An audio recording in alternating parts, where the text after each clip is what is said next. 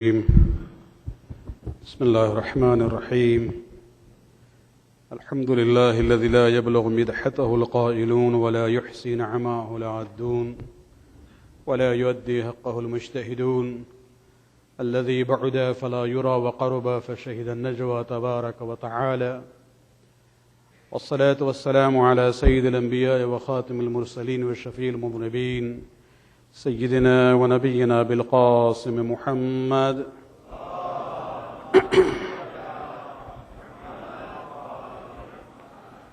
وعلى أهل بيته الطيبين الطاهرين المعصومين الذين أذهب الله عنهم الرجس وطهرهم تطهيرا.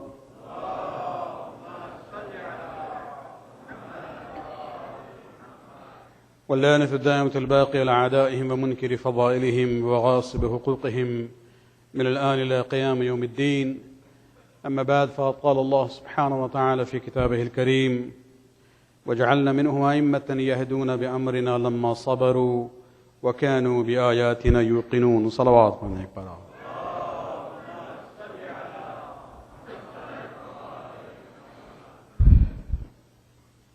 These are the days of the Azhar of Sayyid Shahadat, and especially the days where we remember the tragedy and the suffering that the women and children of Hussein went through after the Shahadat of Ashura. Tonight especially is the eve of the wafat of our fourth Imam, Imam Zainul Abidin alayhi salatu wassalam.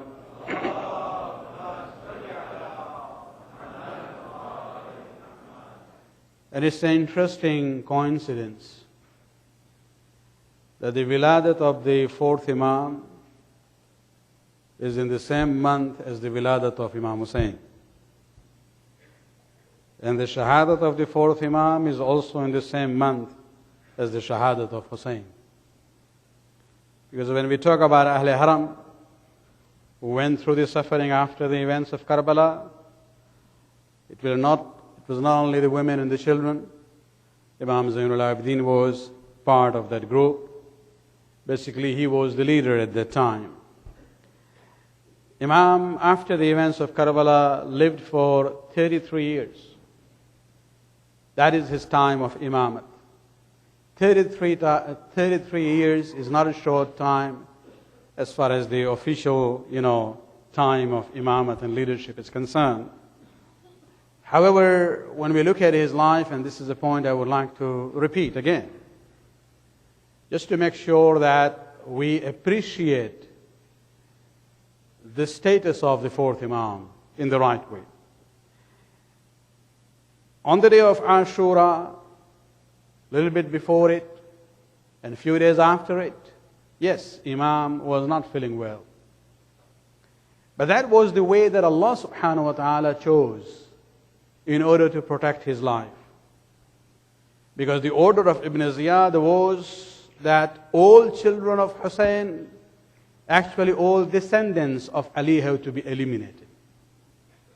Their plan was basically to end the family of Ali bin Abi Talib because of the hatred they had.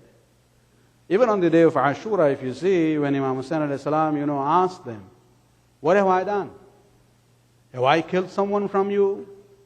Have I taken something which belonged to someone from you? Why are you doing this to me?" The leaders among those Yazidi forces said, "It's not you. We are doing this because of your father.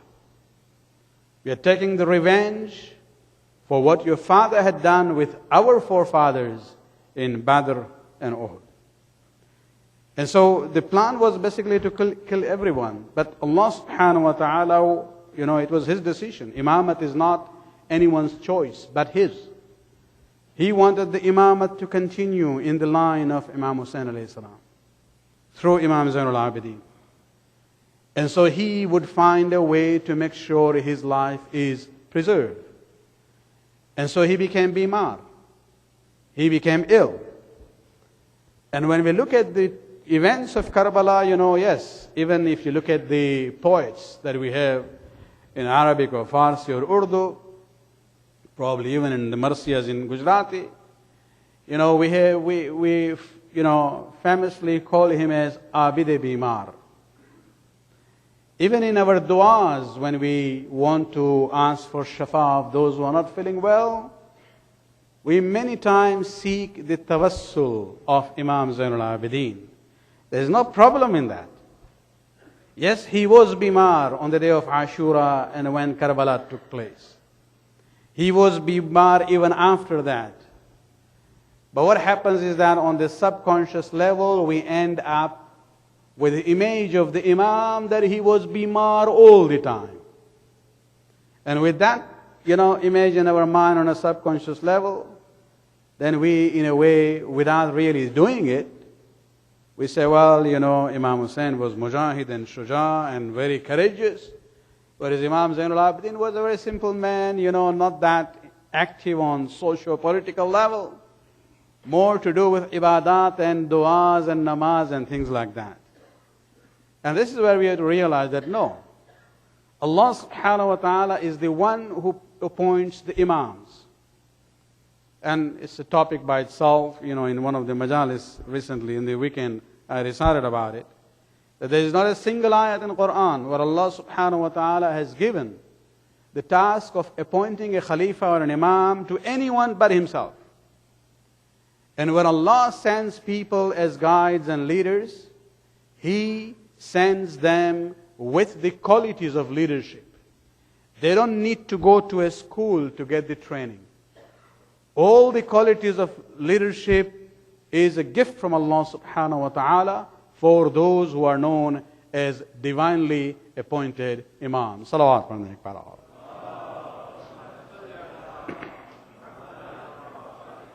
On that level, Amirul Mu'mineen and Imam Hassan are equal. On that level, Amirul Mu'mineen and Hussein bin Ali are equal. On that level, Amirul Mu'mineen and Imam Zainul Abidin are equal.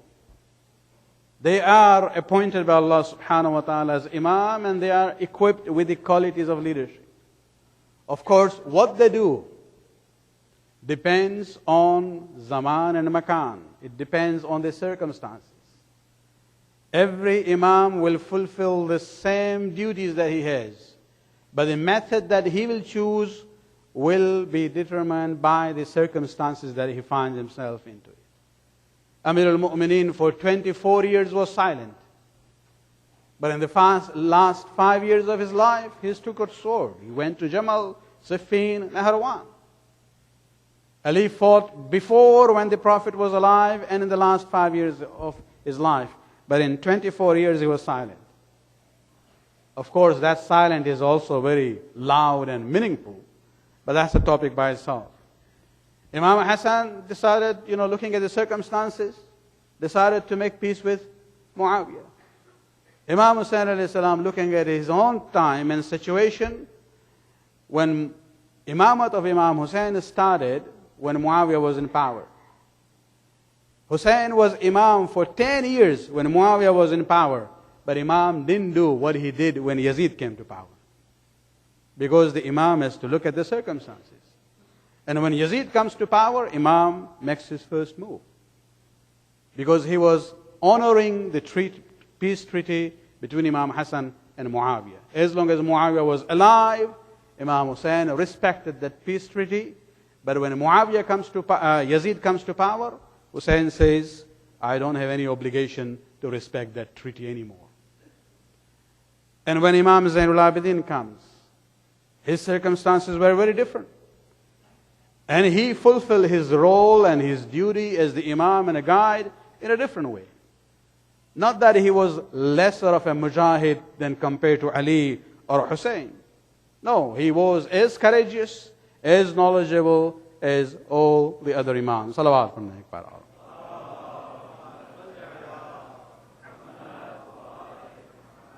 Jihad, when we say mujahid, there's 3 types of jihad. One is al-jihad bis-sayf, where you fight the jihad with the sword, where you take up the arms. This is actually known as jihad asghar. Then the second category of jihad is jihad bil-ilm, with knowledge, where we use al-jihad bil-lisani wal-qalam, You use your speech, your ability of speaking, and your pen in order to fight for the sake of Allah subhanahu wa ta'ala. And a third category of jihad is jihad bil akhlaq, whereby your own akhlaq and behavior, you are able to show your own truth and status as opposed to those who are your enemies. And when you look at Imam Zainul Abidin, he was a mujahid, in the true sense, because in the Islamic literature there is a saying, kalimatu haqqin inda imam al-ja'ir. What is courage? Kalimatu haqqin inda al-imam al-ja'ir. To speak the truth in presence of a tyrant ruler. Even if you know you will lose your life, still you speak the truth.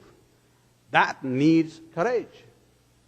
And on that level, when we look at Imam Zainul Abidin, he was not only Zainul Abidin, the prince of worshippers, he was also a mujahid on the highest level of that status. Salawat man Iqbal.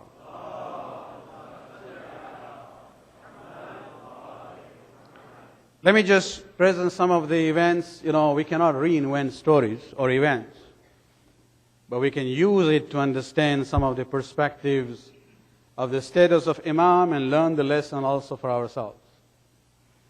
Look at this issue of Imam appointed by Allah subhanahu wa ta'ala, doesn't need to go through training, doesn't need to go through schooling, doesn't need experience to fulfill his duty. The imamat of Imam Zainul Abidin starts on the day of Ashura. With the Shahadat of Imam Hussein, Zainul Abidin is the Imam of the time. That is the 10th of Ashura, Muharram. 11th of Muharram, now they are made captives. The caravan starts from Karbala to go to Kufa. On 12th of Muharram, they are in Kufa, and now they are presented in the court of Ibn Ziyad. Look at the conversation which takes place between Ibn Ziyad and Imam Zainul Abidin just in the second day of his imamate. There's no issue of, he is still inexperienced, still needs to study, or needs time to reflect on this issue and then, respond accordingly. Ibn Ziyad looked around at the prisoners. And then when he looked at Imam Zainul Abidin, he noticed, most of them are women and children, boys and girls, but this is one adult male. And so he asked him, Man anta? Who are you? And Imam said, Ana Ali ibn al-Husayn. I am Ali ibn al-Husayn. The report given to Ibn Ziyad had the list of those who were killed from the family of Hussein. He says, أَلَيْسَ قَدْ قَتَلَ اللَّهُ عَلِيِّ ibn al-Husayn? Has not Allah already killed Ali ibn al-Husayn? Look at his wording. And Imam says, لَقَدْ كَانَ لِي أَخٌ يُسَمَّى عَلِي قَتَلَهُ النَّاسِ. Imam said, I had another brother. I had a brother whose name was also Ali, referring to Ali al-Akbar. And قَتَلَهُ النَّاسِ, people killed him. Ibn Ziyad says, Allahu qatala. قَتَلَ اللَّهُ Ali ibn Hussein. Imam is saying, قَتَلَهُ النَّاسِ, people have killed him. He insists, Ibn Ziyad. He says, no. بَلِ اللَّهُ قَتَلَهُ. Allah has killed him. And Imam says, no, Allah didn't kill him. وَاللَّهُ يَتَوَفَّى الْأَنفُسِ حِينَ مَوْتِهَا. Now he recites an ayat from Quran. There's no issue of thinking about it. Let me go and look at the ayat of Quran. How do I respond to this person? He's a prisoner with his family as captives there, facing a tyrant who has absolute right there to kill him. And he says, now that this person is not understanding what I'm saying, he recites the ayat of Quran that Allahu yatawaffa al-anfus, Allah takes the soul at the time of death. But the killing was not done by Allah, it was done by the people. What you see here is actually a very complex issue of Islamic theology. And again, I'll just simplify matters here. In Islam, this issue of jabr and ikhtiyar comes in. Human beings, when they do things, actions, is it attributed to them, or to Allah? Who is the doer? Is a human being absolutely free in his actions? Or is there compulsion from Allah subhanahu wa ta'ala? Allah is the one who does everything. There is a view among some Muslims where they believe that we are just robots in the hands of Allah subhanahu wa ta'ala. Whatever we do is not our choice. He is the one who is doing it. And this idea of jabr, known as compulsion in action, was actually promoted by Banu Umayyah from the days of Muawiyah. Because when they realized people used to object to their misdeeds, to their unjust policies, one way of making the people silent was to say, well, it's not me doing anything. Whatever I'm doing is actually being done by Allah subhanahu wa ta'ala. So if you object to me, you are actually objecting to Allah subhanahu wa ta'ala. This was the concept of jabr promoted by Banu Umayyah. Even Maulana Shibli Nu'mani, a very prominent Sunni alim of this century from India, in the history of Muslim theology, he talks about it. He says this idea of jabr, compulsion in action, is invention of Banu Umayyah in order to keep the masses, quiet. And we saw, look at this Arab Spring. What you see now is nothing new. This is part of their sunnah and their history. Whatever the rulers do, let them do. You're not allowed to raise your voice against their actions, because, whatever is being done, it is Allah subhanahu wa ta'ala who is ultimately responsible for it. Whereas the school of Ahlul Bayt is on the other side. They say, no, Allah subhanahu wa ta'ala has created a system. And let me just give you a simple example. Scientists have created electricity.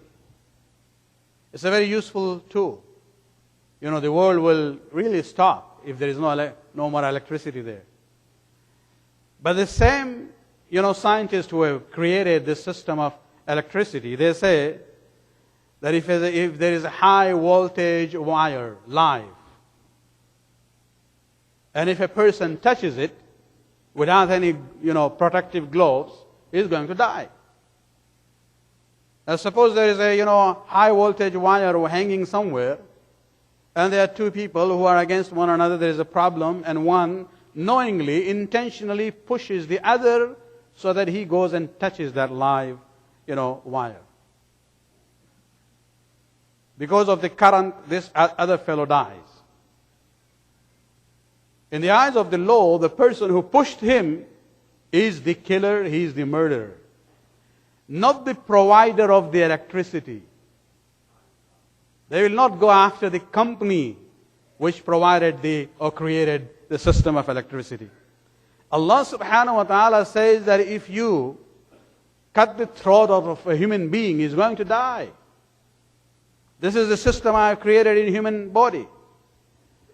If somebody does that, death will happen. And when the death happens, Allah is the one who will take the soul.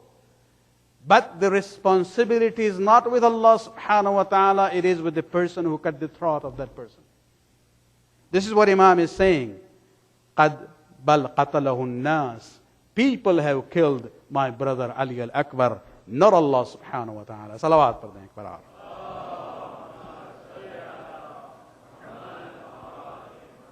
When Ibn Ziyad heard this response from an ayat of Quran, didn't have much to say, but became very angry. He says, وَبِكَ جُرْعَةٌ بِجَوَابِ وَفِيكَ بَقِيَّةٌ لِلرَّدِّ عَلَيَّ. You still have this, courage to respond to me?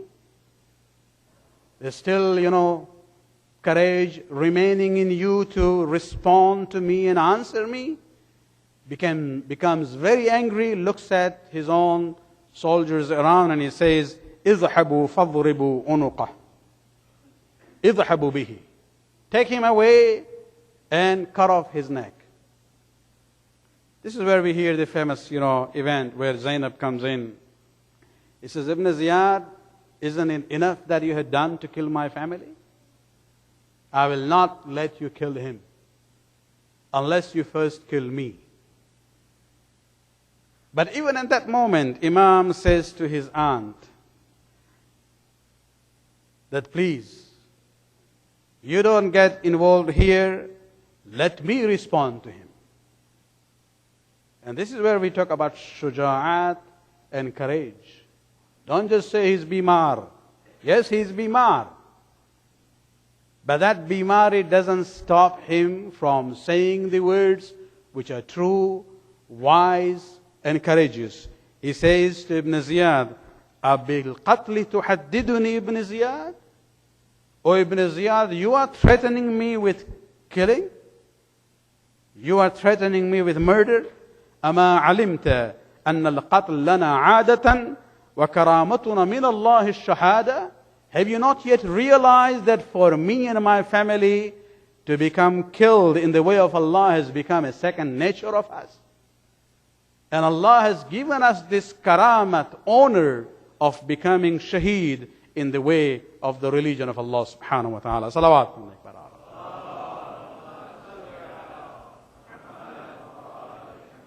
So don't threaten me with, that.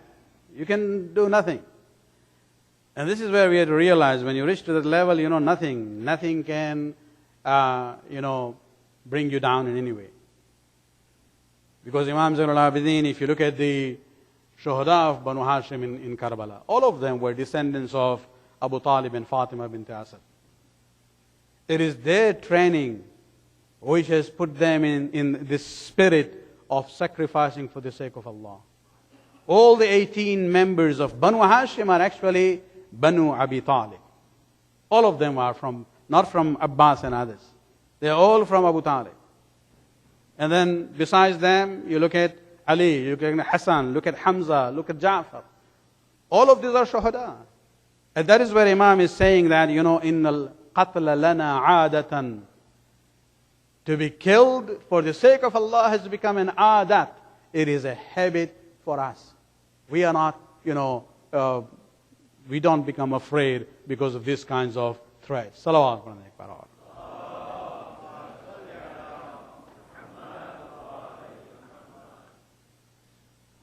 It's not part of my notes, but I just remember an incident, and maybe we can relate it to this line of thought till our present time. During early days of the Islamic revolution in Iran, when this issue of the U.S. embassy happened. And I'm told, I was in Qom at that time, that Bazargan, who was the interim first prime minister, a pious person, a learned person. He was the prime minister. He went to Ayatollah Khomeini and he said, the way things have happened, there is a danger that America will attack us. And if they attack, according to international laws, we really don't have anything to stand, against them. And we don't even have the military power. Now I'm just paraphrasing what I have been told. His response was very interesting. I'm told that Ayatollah Khomeini just allowed him to present his case. Once Mehdi Bazargan finished his plea,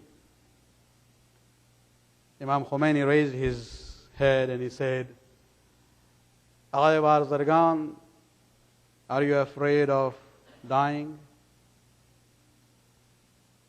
That's the end of discussion. Are you afraid of dying? If you're not afraid of dying, what can they do? The most they can do is kill you. And if you're not afraid of dying, then what is the fear there? There's no fear. And when you have that kind of, spirit, that is what Allah subhanahu wa ta'ala comes to the help. And that's why when they planned the attack in Tabas, what happened? The Iranians didn't do anything. It was Allah subhanahu wa ta'ala who used His own forces, to stop the attack that they had planned. And so when we talk about this issue, this is where you see, these thoughts and ideas are continuing from one generation to another. Because Ahlul Bayt are those who say, we are not afraid of being killed. If it is for the sake of Allah subhanahu wa ta'ala, death is not a threat that you can bring at our face. Salawat.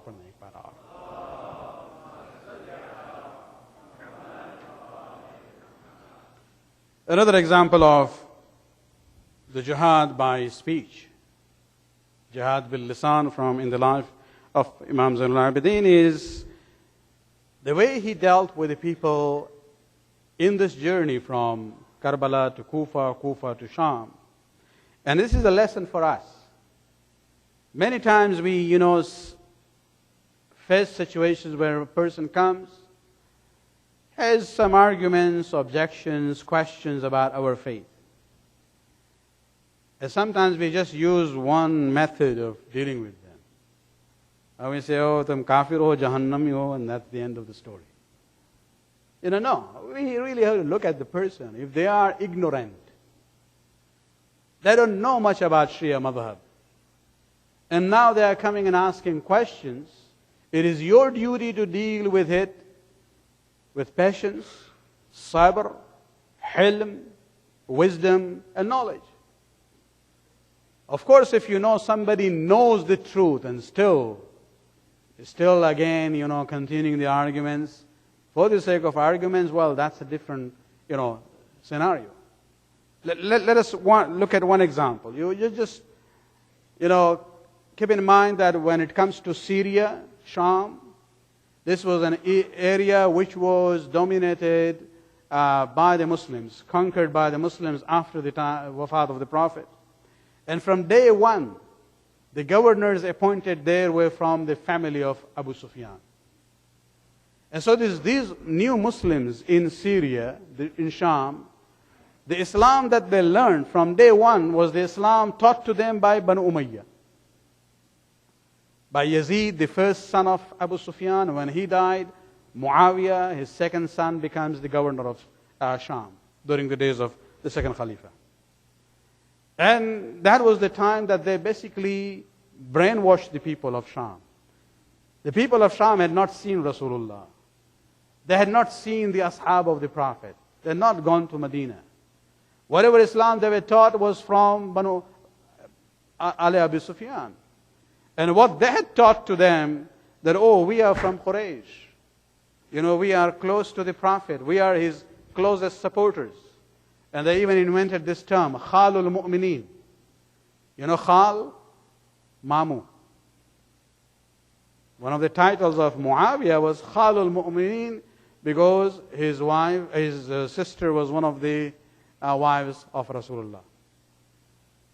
So the wives of the Prophet are Ummul Mu'mineen, Ummahatul Mu'mineen, so Muawiyah becomes Mamu of the Mu'mineen. This is how they used to project his image among the people of Sham. They don't realize there were many other Mamus of Mu'mineen. Nobody got that title. Muhammad bin Abi Bakr, Abdullah bin Umar, nobody in history is known as Khalul Mu'mineen. But this was just made up, title in order to let the Syrians know that we are very close to the Prophet. On the other hand, when Ali comes to power, Muawiyah started this anti-Ali propaganda by saying to the people of Syria that Ali and his family are the bitterest enemies of Rasulullah. So in their mind, the image of Ahlul Bayt was completely different. And Imam knew about it. So when he goes to Syria, just in Damashq, one of the elderly person comes to him. And keeping in mind that these are the people who are mostly ignorant, they don't know the truth. One of them, where Imam says that, we could see that a sign of, piety was apparent from him. He was a religious person. And he comes to the Imam and says, Alhamdulillah alladhi ahlakakum wa amkana al-amir minka.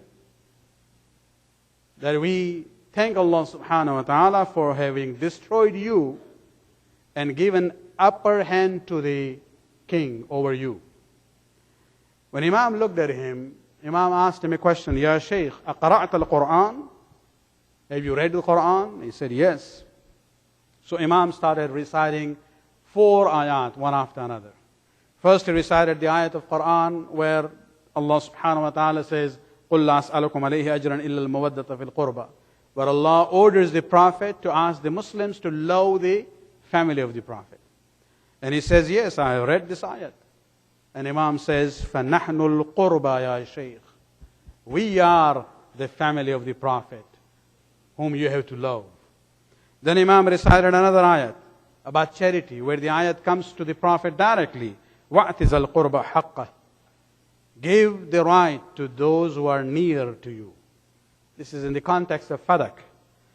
And Imam says, have you read this ayat? And he said, yes. Imam said, we are the ones referred to in this ayat. Then Imam recited the ayat of khums. And he says there, besides Allah and Rasul, those, the Zul Qurba, that's us. And then finally Imam recited the ayat of Tathir. إِنَّمَا يُرِيدُ اللَّهُ لِيُذْهِبَ عَنْكُمَ الرِّجْسَ أَهْلَ الْبَيْتِ وَيُطَهِّرُكُمْ تَطْهِيرًا.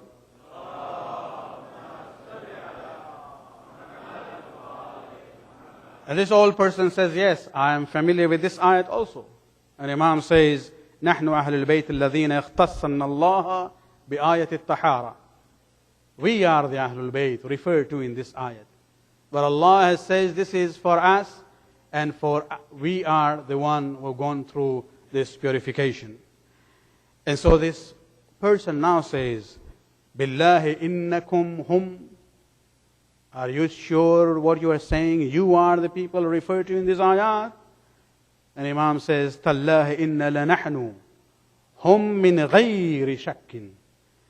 That I swear by Allah subhanahu wa ta'ala, without any doubt, we are the one mentioned in this ayat. وَحَقُّ جَدِّنَا رَسُولِ اللَّهِ إِنَّ لَنَحْنُهُمْ. He says, I swear in the name of the Prophet that we are the one referred in this ayat. This is where this old Syrian now, picks up his headgear and throws it down, starts crying, raises his head towards the sky, and he says, Allahumma inni abra'u ilayka min aduwwi ali Muhammad. O Allah, I disassociate myself from the enemies of the family of Muhammad sallallahu alayhi wa sallam.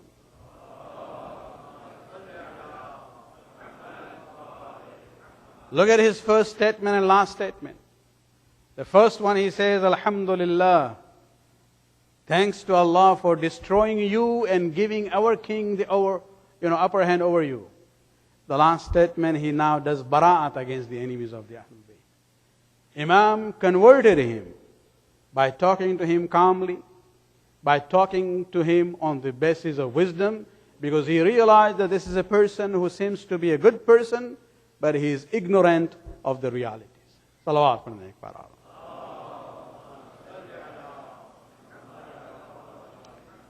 Of course, it's not that Imam did not become angry sometimes when he was faced with individuals whom he knew that even if you explain the whole Quran to them, they are not going to believe. There he used to respond in kind, in a way. There was a person from Banu Umayyah by the name of Ibrahim bin Talha.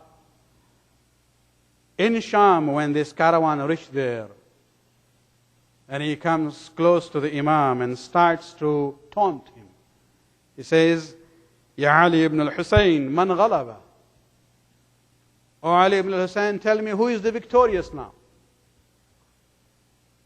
Your father, your grandfather, your uncle used to fight for this. Now who is the winner? And Imam says, well, if you really want to know, wait for the time of namaz, stand on your musalla, do adhan and iqama, and you will come to know who is the winner.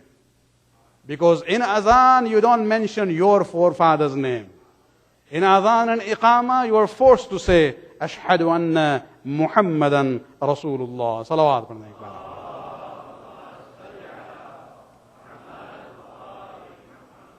And so they could do whatever they want.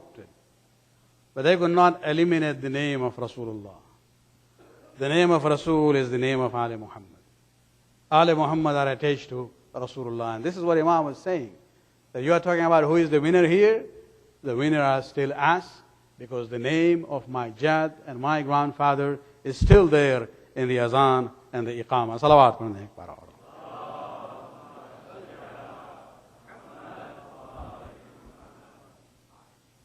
Even in the darbar of Yazid, there also is really very interesting and important to look at the two khutbahs together. The khutbah of Bibi Zainab and the khutbah of Imam Zain al-Abidin. And that's not the topic for tonight, the comparison of the two khutbahs, but I'll just say very briefly. Keeping in mind, what I talked about Syria, that how the minds of the people had been brainwashed by Banu Umayyah, that Banu Umayyah are the family and supporters of the Prophet, and Ali and Ali are the enemies of the Prophet. Keeping that reality in mind, if you look at the khutbah of Bibi Zainab, that is actually tabarra. And the khutbah of Imam Zain al-Abidin was tawalla. The content and the theme of the khutbah of Bibi Zainab was to expose the true face of Banu Umayyah. That they are not the family of the Prophet.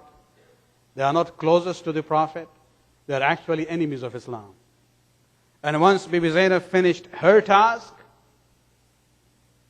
Yazid was really now feeling threatened. Things have changed from Kufa to Sham now. It's Yazid now who feels that, my position now is in danger. And so he asked one of the khatib, one of the orators there of Darbar, to stand up and abuse Ali and the family of Ali. When this fellow went on the minbar and started, abusing Ali and Ali, he went on and on. Until then, Imam Zain al-Abidin could not take it anymore. And he stands up and he says to the orator first, وَيْلَكْ أَيُّهَا الْخَاطِبِ اشْتَرَيْتَ رِضَى الْمَخْلُوقِ بِسَخْطِ الْخَالِقِ. That you are the most unfortunate person. You have actually considered the pleasure of a human being against the pleasure of Allah subhanahu wa ta'ala. You want to please Yazid, and you want to displease Allah subhanahu wa ta'ala. By doing this, you actually have reserved your seat in Jahannam. And then Imam basically looked at Yazid and he says, إِئِذَنْ لِي أَنْ أَسْعَدُ هَذِهِ الْأَعْوَادِ. O Yazid, allow me now to go after him on the minbar so that I can say something فيهن لله رضا ولهؤلاء الجالسين أجر وثواب. Let me go on this minbar. Doesn't use the word minbar. He says on this, collection of wood. I'll come to this later on. Let me go on this, on this collection or compilation of woods, so that I may say things which will please Allah subhanahu wa ta'ala and be source of reward and sawab for the audience. Imam is actually telling us the role of minbar. If this minbar is used to please Allah subhanahu wa ta'ala and Rasul and Ahlul Bayt, then there is ajr and sawab. If this minbar is used for purpose other than that, opposite of that, then this is not a minbar, this is just a piece of wood and has no worth at all. And when Yazid looked at this issue, he realized, well, I'll face more problems. And this is where the courage of Imam comes up. Yazid refused. No, I'll not allow you to go on the minbar and say whatever you want to say. This is where the audience now, according to historians, they were really surprised. They were surprised that Al-Fat al-Alil alladhi radda ala al-Amir wa huwa asir. They were surprised at this young person who is not feeling well. He's Alil, is ill. But still he has the ability to respond to the Amir, to the king, while he is his prisoner. And so now the insistence comes from the people that, oh Yazid, we would like to listen to him. He is forced. Already you see the revolution is starting. And that is why I side with those historians who say that the Ahlul Bayt were not there for a year. Because that revolution against Banu Umayyah started right there on that day. the khutbah of Bibi Zainab, and then the khutbah of Imam Zainul Abidin. Where now the people are forcing Yazid, let him go to the minbar, we would like to listen what he has to say. Salawat padhne ke baad.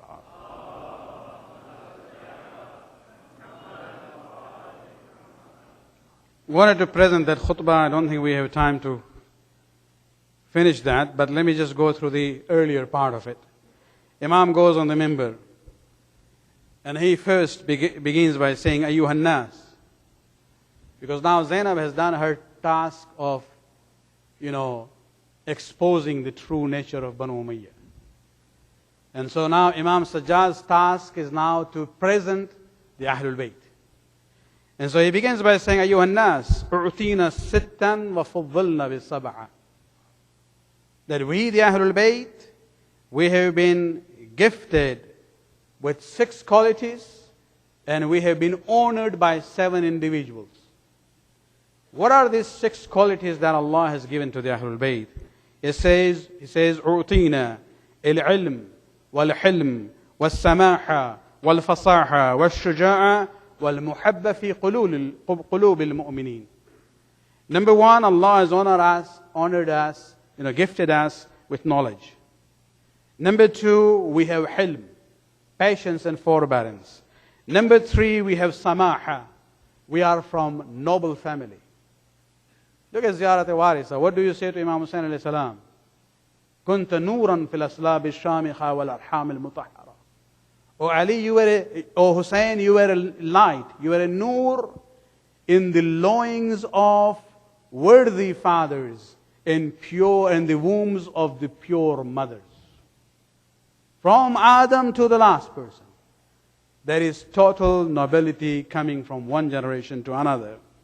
Wal fasaha.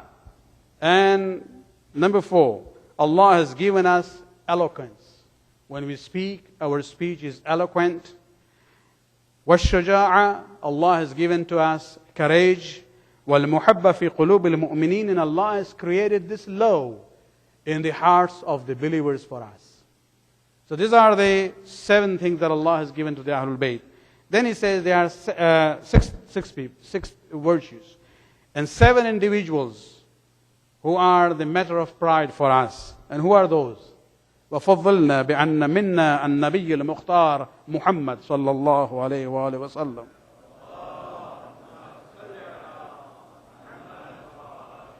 He says we are privileged and honored to have Muhammad from us. وَمِنَّا الصِّدِّيقِ, Ali is Siddiq Akbar. He is from us.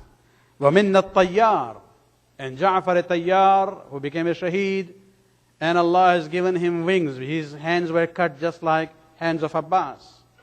And he flies around with the angels. Therefore he is known as Ja'far al-Tayyar in the words of the Prophet. Number 4, وَمِنَّا أَسَدُ اللَّهِ وَأَسَدُ الرَّسُولِ. The lion of Allah and the lion of Rasul is from us, referring to Hamza, Sayyid al-Shahadat. Number 5, مِنَّا سَيِّدُةُ نِسَاءِ الْعَالَمِينَ فَاطِمَةُ الْبَطُولِ. And number 5, from us is the lady of the universe, Fatima. And 6 and 7, مِنَّا السِّبْتَ هَذِهِ الْأُمَّةِ, the grandsons of the Prophet. And Sayyid al-Shabab Ahl al-Jannah, the chiefs of the youths of paradise, both are from us. Salawat.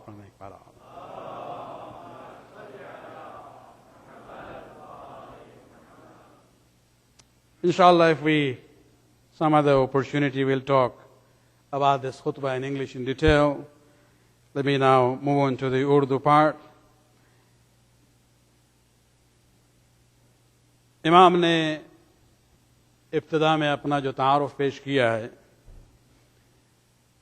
तमहीदन Zainab ने बनु उमैया के चेहरे से निकाब को उठा दिया। इमाम सज्जाद का काम था कि अब अहले बैत का तारुफ करें शाम में यजीद के दरबार में। जिस उन्वान से इमाम ने अपना तारुफ पेश किया है, सिर्फ कुछ फ़िक्रे, चूँकि पूरा खुतबा हम पेश नहीं कर सकते हैं, पहले अपने को रिलेट करते हैं इस्लाम के सिंबल से। फरमाते हैं अना अब्न मक्का व मिना, अना अब्न ज़मज़म व सफ़ा। हम मक्का के फर्जंद हैं, हम मिना के फर्जंद हैं, ہم زمزم کے فرزند ہیں، ہم صفا کے فرزند ہیں. یعنی یہ جتنے سمبلز اسلام میں ہیں، یہ اس کا تعلق ہمارے خاندان سے ہے. اس کے بعد تعارف کرتے ہیں اپنا کہ ہم کون ہیں رسول کے حوالے سے. انا ابن من حمل الزکاة باطراف الردا، انا ابن خیر من اعتذر وارتضى، ابن خیر من اعتنل وحفا. بہت طولانی بیان ہے کہ ہم اس کے فرزند ہیں کہ جس نے اپنے ابا میں زکوٰۃ کو جمع کر کے تقسیم کیا ہے. اس کے فرزند ہیں جو بہترین ان لوگوں میں سے ہیں جس نے ازار اور ردا پہنی ہے اور نعلین پہنی ہے. ہم ان میں اس کے فرزند ہیں جو طواف کرنے والوں میں سب سے بہترین تھا، حج کرنے والوں میں سب سے بہترین تھا. اور ہم اس کے فرزند ہیں کہ جس نے آسمان کی سیر کی ہے براق پر. ہم اس کے فرزند ہیں جس کو اللہ مسجد الحرام سے مسجد الاقصی لے گیا اور مسجد الاقصی سے جبرائیل کے ساتھ سدرۃ المنتہا تک گئے ہیں. تمام وہ فضیلتیں جو رسول اللہ کی ہیں. ہم اس کے فرزند ہیں کہ جنہوں نے نماز پڑھی ہے ملائکہ کے ساتھ آسمانوں میں. ہم اس کے فرزند ہیں جس پر خداوند عالم نے وحی نازل کی ہے. انا ابن محمد المصطفیٰ. صلوات پڑھنے ایک بار.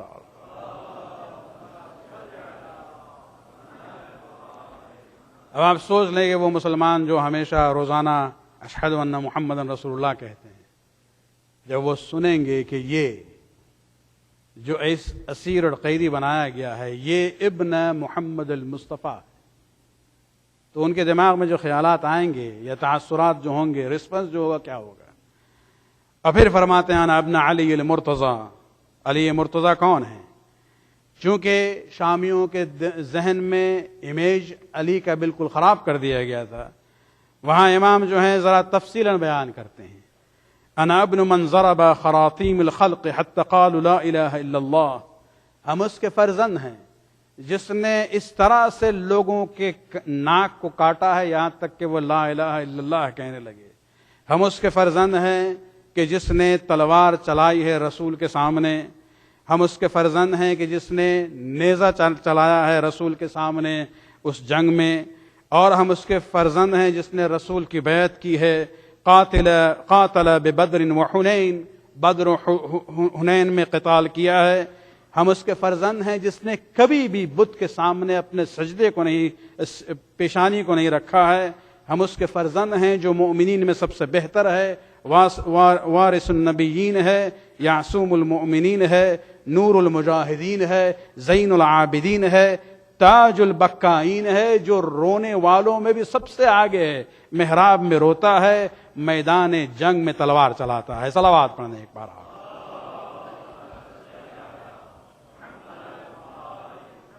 ہم اس کے فرزند ہیں. علی کی بات ہو رہی ہے کہ جن کے لیے اللہ نے جنگ میں جبرائیل اور میکائیل کو مدد کے لیے بھیجا ہے. ہم اس کے فرزند ہیں جس نے رسول کے حرم کی حفاظت کی ہے. قاتل الناکسین والقاسطین والمارقین، جس نے جنگ لڑی ہے جمل میں، صفین میں، نہروان میں، اور مجاہدہ کیا ہے دشمنان اسلام کے ساتھ. اول من اجاب واستجاب للہ من المؤمنین، رسول کے دعوت پر سب سے پہلے لبیک کہنے والا وہی ہے. اقدم السابقین، قاسم المعتدین، مبیر المشرکین، سہم من مرام اللہ، اللہ کے تیروں میں سے ایک تیر ہے. وبستان حکمت اللہ، اور اللہ کی حکمت اور وزڈم کا ایک باغ ہے. وذاک، اور یہ کون ہے؟ جدی علی بن ابی طالب. صلوات پڑھنے پر.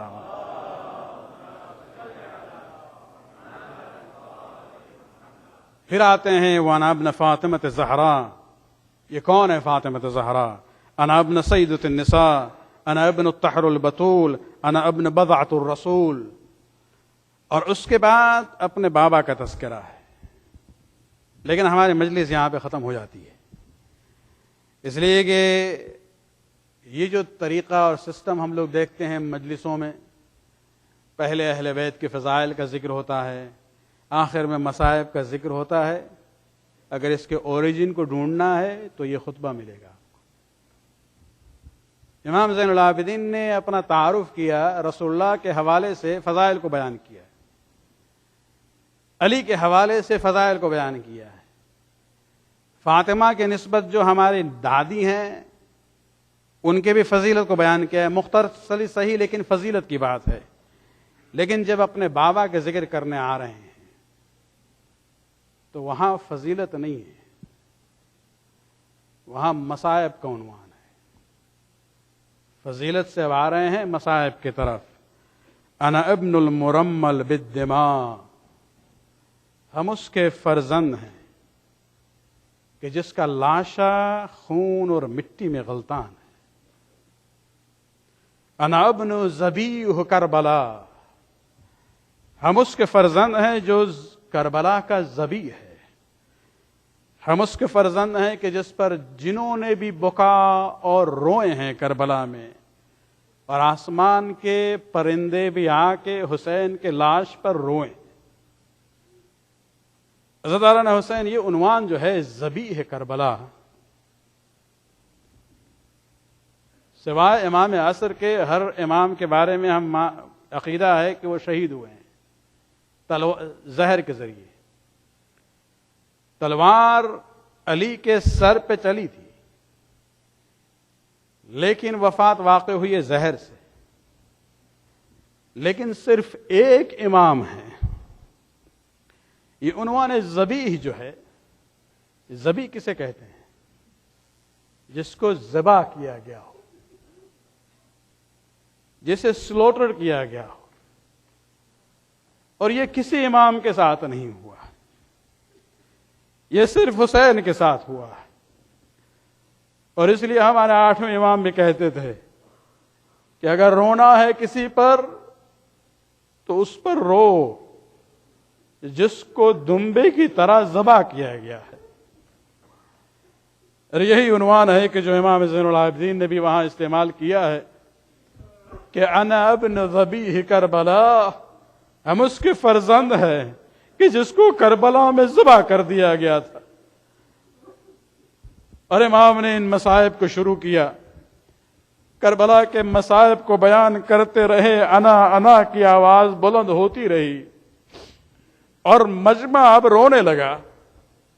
سب سے پہلے اگر عام مجلس ہوئی ہے حسین کی تو امام زین العابدین ذاکر تھے، اور یزید کے دربار میں جو حضرات موجود تھے یہ سامع تھے. لوگوں کے رونے کو دیکھ کر یزید گھبرا جاتا ہے اور وہ دیکھتا ہے کہ امام زین العابدین کو کس طرح سے اس خطبے سے روکا جائے. فوراً مؤذن کو بلاتا ہے کہ اذان شروع کر دو. پتہ نہیں وقت بھی ہوا تھا یا نہیں، لیکن وہ جانتا تھا کہ اذان ہوگی تو آل رسول کے یہ فرد جو ہے احترام کریں گے. مؤذن نے اذان شروع کی، امام خاموش ہو جاتے ہیں لیکن ممبر کو چھوڑا نہیں. مؤذن نے اللہ اکبر کہا، امام نے دہرایا. مؤذن نے اشہد ان لا الہ الا اللہ کہا، امام نے اس کو دہرایا. لیکن جب مؤذن نے اشہد ان محمد رسول اللہ کہا، اس وقت امام نے کہا، اے مؤذن اسی محمد کا واسطہ رک جاؤ، تھوڑی دیر کے لیے رک جاؤ.